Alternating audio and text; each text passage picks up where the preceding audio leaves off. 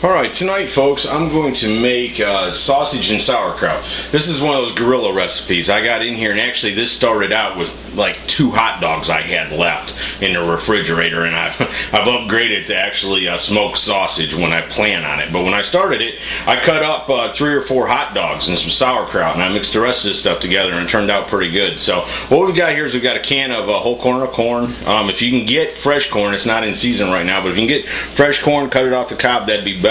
We got some Rotel tomatoes. There's other companies that make those tomatoes. I'm using the mild because I'm going to spice it up on my own, and I don't want to be too hot, so I'm starting with the mild there. I've got a can of sauerkraut and a little bit of sauerkraut left over from the last time I made it, so that's what that is. And then I got salt, pepper, some taco sauce, and of course some beef smoked sausage. I like the beef better than the tri-meat, the one that's got beef, turkey, and pork in it. That's just me. Other people that like, whatever you like, whatever you think is good. If you get the better sausage, the better ingredients you can get, the better off you are. So those are the ingredients. Here's the other nice thing about it. We're going to do this one here, and you'll see we've got one pan. So some of my favorite recipes are one pan recipes, and this is definitely one of those. So sit back and I hope you enjoy it. Alright, what we're going to start with doing is opening up the sausage.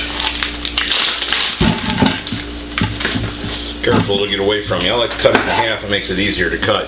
And then all we're going to do is we're just going to come back and we're going to cut chunks. Kind of give you an idea. That's the size chunk that we want to cut. Again, you want to cut them about all the same size, best you can. I mean, nobody's measuring them, but just go through here, cut them into pieces.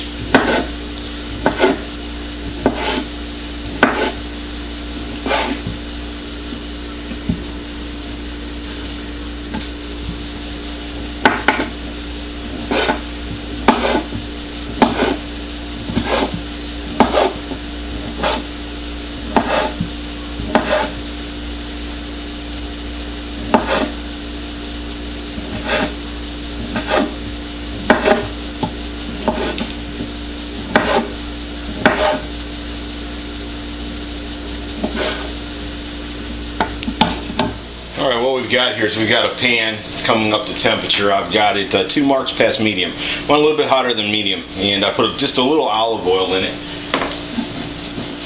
And now we're going to add our sausage to it. See if I can do this like a pro, not look like an idiot. There you go. The sausage probably doesn't have enough grease, and it'll stick to this metal pan. It's not a non-stick pan, so that's why I added a little grease to that. If you got a non-stick pan, you can probably get away without doing that.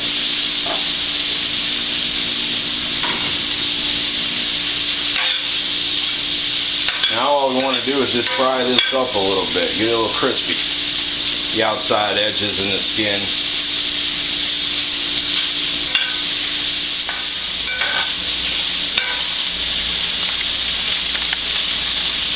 Alright, we got that about where we want it. Now what I'm going to do is I've drained the sauerkraut, so it's just sauerkraut. I'm going to go ahead and put that in there. Now if you like a lot of sauerkraut, 1 can will do it, but you can add more. I have this left over from the last time I made it, so I'm going to add a little bit of that. I think that'll be fine. Alright, we're going to fry that up a little bit.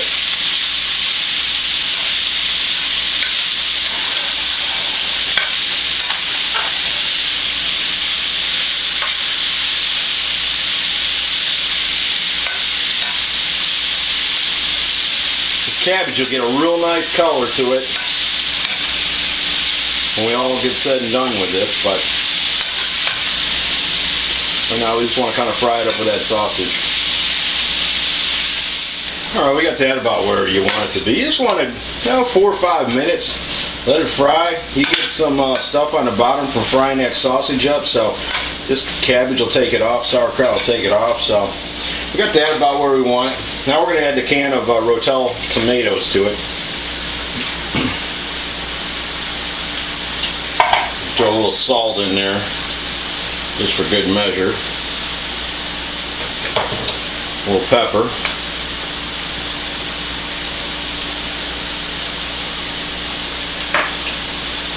Stir that up a little bit.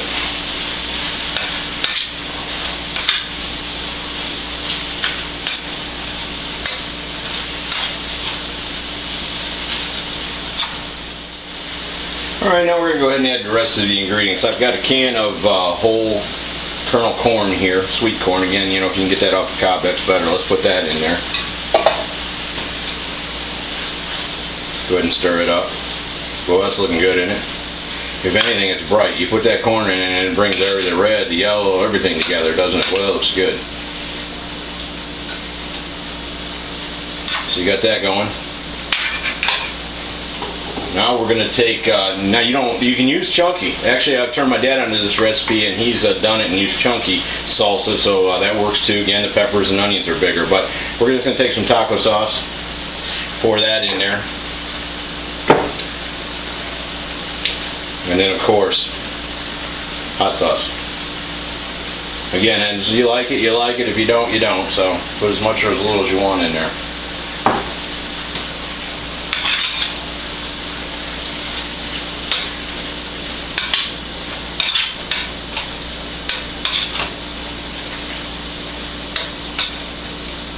Now, the nice thing about this is, like chili, it gets better the longer that it sits. So obviously someday it spoils, but you know what I mean. Chili's better the night after you make it than the day you make it. So this stuff kind of absorbs its flavors too and does the same thing. But what we're going to do is we're going to let this simmer, I don't know, for maybe 10-15 minutes, and after it gets done simmering, we'll plate it up and I'll show you what I got. Well, there you go, folks. That's sausage and sauerkraut. I think the corn adds a little sweetness to the sourness of the sauerkraut, and I think corn goes with just about anything. So, anyways, simple recipe. Doesn't take long to make. One pan, so you don't dirty up a bunch of dishes.